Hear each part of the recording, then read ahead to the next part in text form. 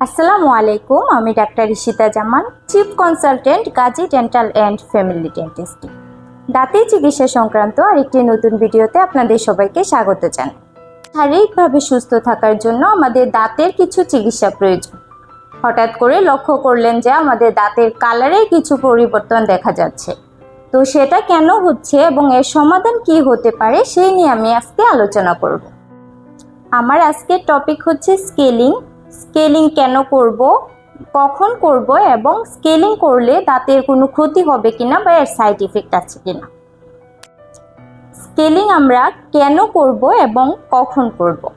আমরা প্রতিদিন ব্রাশ করার পরেও কিছু খাবার আমাদের দাঁতের চারপাশে জমে থাকে, যেটা আস্তে আস্তে প্লাক বা ক্যালকুলাসে পরিণত হয় এবং সেটা আর ব্রাশ দিয়ে উঠতে চায় না।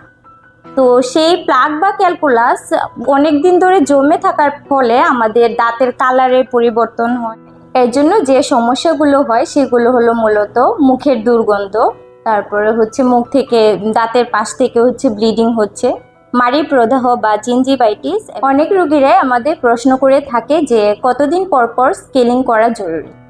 তো আমরা সেসব রোগীদের অ্যাডভাইস করে থাকি প্রতি 6 মাস পর পর ডেন্টাল চেক আপ করা জরুরি এবং 1 বছর পর হচ্ছে স্কেলিং।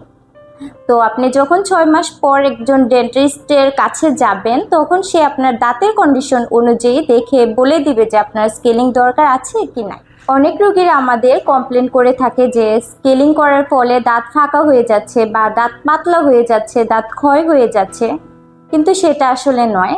স্কেলিংয়ের মাধ্যমে যে মূলত হচ্ছে দাঁতের মধ্যে জমে থাকা প্লাক বা ক্যালকুলাস যেটা রিমুভ হচ্ছে, পেশেন্টের ভাষায় পাথর, মানে দাঁতের মধ্যে পাথর জমে আছে, সেটা দূর হওয়ার ফলে মূলত দাঁতটা পাতলা মনে করে বা দাঁতটা ফাঁক হয়ে যাচ্ছে ওরা মনে করে, কিন্তু সেই ব্যাপারটা আসলে ঠিক নয়। স্কেলিংয়ের মাধ্যমে এই প্লাক বা ক্যালকুলাস দূর হওয়ার ফলে পেশেন্ট মূলত নিজের ন্যাচারাল দাঁতটাই ফিরে পায়।